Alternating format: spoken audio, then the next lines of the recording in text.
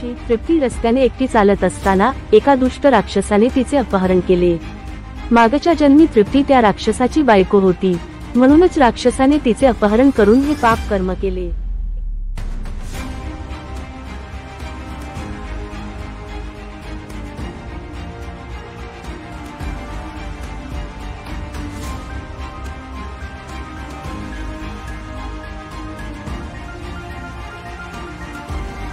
राक्षसाच्या कारावासात बंदी असताना तृप्तीला आशा होती की हिंदू रिव्हेंजर्स अवश्य तिला वाचवायला येतील, आणि तिची आशा सत्यात उतरली।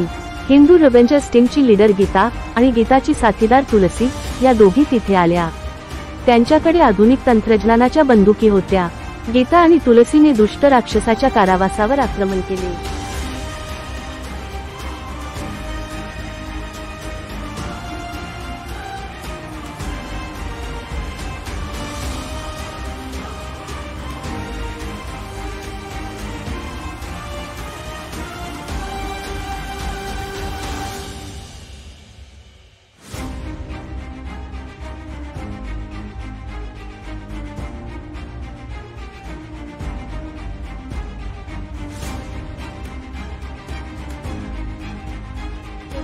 त्या राक्षसाची शक्ती संपली।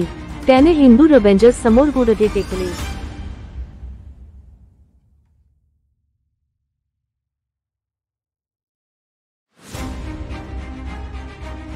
अशा प्रकारे हिंदू रिव्हेंजर्सच्या गीता आणि तुलसी यांनी दुष्ट राक्षसाचा पराभव करून बिचाऱ्या तृप्तीला मुक्त केले।